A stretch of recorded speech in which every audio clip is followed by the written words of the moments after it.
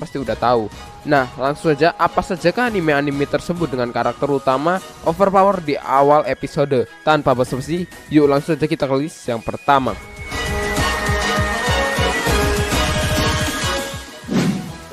Grisaya no Kajitsu. Di balik kehebatannya di awal episode, nggak di awal sih, lebih tepatnya itu di pertengahan cerita, di mana dia membantu kelima gadis yang memiliki masalah pribadi masing-masing. Di sini dia ini sebenarnya memiliki masa lalu yang agak kelam gitu dan menyedihkan. Ya, rata-rata karakter hebat memang terlahir dari masa lalu yang kelam sih. Tapi itu bakalan diceritakan di episode movie-nya yang bakalan menyangkut jalan cerita inti anime ini, karena konfliknya yang sebenarnya bakalan terjadi di season keduanya. Oke, lanjut. Anime ini bermula di mana karakter yang bernama Yuji Kazami yang bersekolah, di mana di sekolah itu isinya cuma murid-murid dengan masa lalu yang bisa dibilang penuh masalah. Seperti yang tadi gua omongin, isinya itu cuma 5 cewek dan 1 guru cewek. Sambil si karakter utama ini mengherem, ternyata banyak masalah yang harus diselesaikan di dalam anime ini. Dari kasus masa lalu cewek yang selamat dari insiden bus jatuh ke jurang, sampai ke masa lalu temen ceweknya si Yuji Kazami waktu kecil. Dan semua itu diselesaikan dengan profesional oleh si main karakter ini.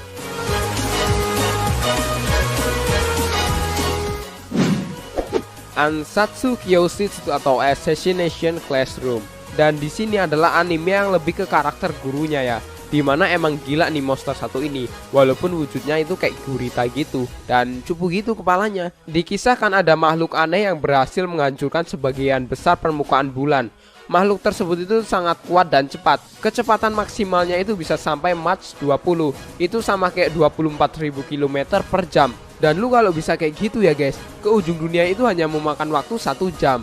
Untuk waktu 1 tahun dia berencana untuk menghancurkan bumi, tapi dengan alasan yang nggak jelas gitu. Makhluk seperti gurita ini meminta untuk dijadikan sebagai guru di kelas 3E SMP Kuno Gigaoka. SMP yang menurut gua biasa aja sih, tetapi kelas tersebut yang agak gimana gitu. Setiap muridnya ini diperbolehkan untuk melakukan percobaan pembunuhan kepada makhluk alias gurunya sendiri. Tapi ya emang nggak pernah berhasil sih. Ya walaupun ujung-ujungnya juga malah bikin masalah.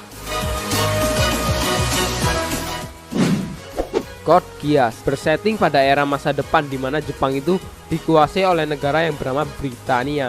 Britania ini sendiri negara jajahannya itu di mana-mana emang sih. Dan menurut peta malah melebihi hampir semua wilayah Eropa dan Amerika. Ya, Jepang juga termasuk di dalamnya gitu. Dari sinilah membuat bangsa Jepang asli sendiri tertindas secara sosial. Bahkan pada masa itu nama Jepang sudah tidak dikenal banyak orang gitu. Mereka ini cenderung menyebut Jepang itu dengan area 11 dan menyebut bangsa Jepang itu dengan bangsa 11. Intinya sih karakter utama itu bernama Lulusion yang menentang kerajaan Britania dengan jeniusnya dan memberontak dan berniat menghancurkan Britania. Tapi di saat awal cerita dia bertemu dengan karakter yang bernama Sisi. Dia adalah karakter yang memberi kekuatan kepada Lulusion, sehingga dia ini bisa sejajar melawan Britania dengan kelompok pemberontak yang bersatu. Gua lupa namanya apa, tapi artinya itu kalau nggak salah kelompok itu adalah Kesatria Hitam.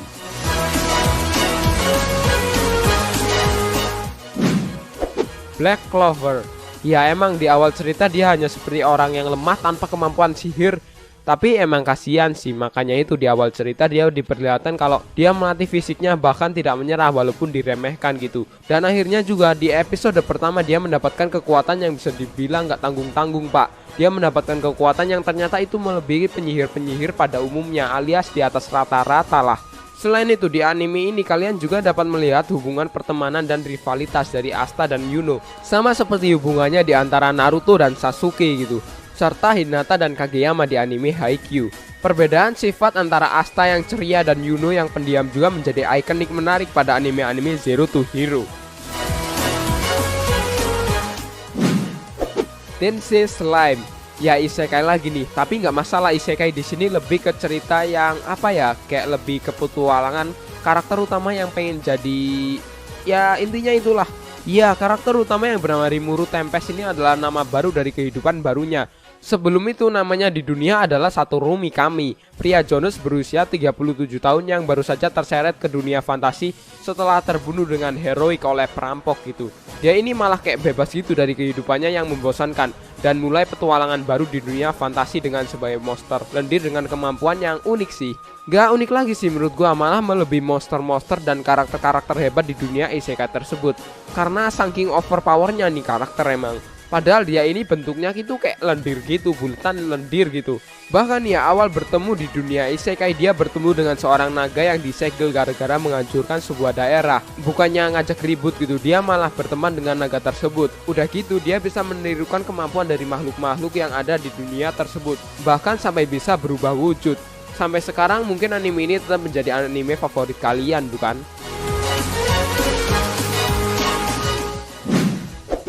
Charlotte, anime yang salah satu favorit gua kalau dibicarakan tentang genre school. Ya apalagi kalau bukan Charlotte. Intinya anime ini itu menceritakan tentang karakter utama yang bernama Oto Sakayu yang mampu merasuki alam sadar seseorang selama 5 detik. Tetapi ya kemampuannya itu pun selalu digunakan untuk melakukan hal-hal kayak kecurangan gitu guys. Usut punya usut kalau kekuatannya itu sebenarnya didapat dari kelainan setiap remaja, yang bisa dibilang kemampuannya itu muncul tiba-tiba dan bisa menjadi bumerang sendiri jika terlalu sering digunakan. Dan akhirnya juga dia bertemu dengan seorang perempuan yang bisa dibilang memiliki kekuatan super juga. Dari situlah dia tahu bahwa apa yang sebenarnya terjadi di dalam dunia pemilik kekuatan khusus. Jadi dia ini malah balik membantu menyadarkan semua pemilik kekuatan super, karena dia juga memiliki kekuatan yang sebenarnya bisa dibilang paling hebat dari semua remaja-remaja yang memiliki kekuatan super. Saiki Kuso no Pesinan. Saiki Kuso mengisahkan tentang kehidupan remaja berusia 16 tahun yang bernama ya kayak judulnya itu Saiki Kuso, memiliki kekuatan yang bisa dibilang kayak cenayang gitu ya. Kalau kalian nggak tahu ya, menurut KBBI cenayang itu adalah dukun. Ya emang bener gitu, si Saiki ini punya banyak banget kekuatan kayak telepati, psikokinesis, priokinesis, penerawang, transformasi dan lain-lain lah. Saiki ini sebenarnya kalau dilihat dari luar kayak bocah cupu yang penyendiri gitu. Tetapi ternyata dia ini punya kekuatan yang gak diketahui oleh orang-orang selain keluarganya. Soalnya waktu TK juga dia pernah heboh karena gak pernah kalah main home pipa gitu. Sejak saat itulah dia ini kayak males gitu nunjukin kekuatannya ke orang lain selain keluarganya. Kekuatannya itu selalu bertambah kuat seiring bertambahnya usia. Jadi dia ini memakai semacam alat untuk mengendalikan kekuatannya. Kalau kalian tahu kan yang ada di kepalanya itu semacam antena gitu kan. Jadi emang dari sononya karakter ini udah overpower. Tapi kelihatannya sih dia ini malah pengen hidup menjadi manusia normal ya. No Game No Life. Seandainya kedua karakter utama ini ada gitu ya di dunia nyata, kayaknya bakalan menjadi keren nih. Bayangin aja nih, karakter-karakter mereka ini harus bermain game-game terkenal seperti PUBG atau Free Fire gitu. Kalau nggak main sudah yang agak kewibu-wibuan, mungkin nggak bakalan bisa ada ya tuh yang ngalahin. Yap, karakter utama yang bernama Sora dan Shiro ini adalah seorang gamer terhebat di dunia hingga dijuluki dengan sebutan yaitu Kuhaku. Karena kehebatannya itu dia dikirim ke dunia di mana isinya kalau ingin menjadi penguasa atau raja di sana harus dengan cara bermain sebuah permainan. Dari bermain kartu, catur sampai tebak-tebakan. Ya emang kelihatannya itu kasual banget sih. Tapi di sini permainannya itu akan divariasikan menjadi lebih unik gitu guys. Ya pokoknya inti dari anime ini ya perjalanan kedua karakter ini di dalam dunia dengan fantasi dan game. Lumayan seru lah apalagi dengan visual colorfulnya. Tapi ya emang sayang gitu, anime sekeren ini gak ada kabar untuk season keduanya. Malah kemarin ngeluarin si movie-nya yang menurut gua ya cukup bagus sih dan cukup bikin kangen juga sih. Cuma kok gak ada cerita kelanjutan di season 1 gitu. Nanatsu no Taizai. Awalnya karakter utama anime ini hanyalah seperti cowok yang cebol aja gitu. Tetapi ternyata dia ini adalah salah satu dari 7 kesatria yang memiliki julukan Nanatsu no Taizai. Apalagi si karakter utama ini adalah pemimpin dari kelompok tersebut. Jadi ya nggak bisa diherankan kalau si cebol ini ternyata sangat kuat banget pak. Karena dia juga sebenarnya memiliki kekuatan tersembunyi yang bakalan dikeluarkan saat situasi genting ya. Jadi karakter utama ini kalau kekuatannya aja belum dikeluarin udah hebat banget. Apalagi kalau dikeluarin pak, ya udah cerot gitu. Kalian juga pasti udah tahu lah bagaimana overpowernya si cebol ini.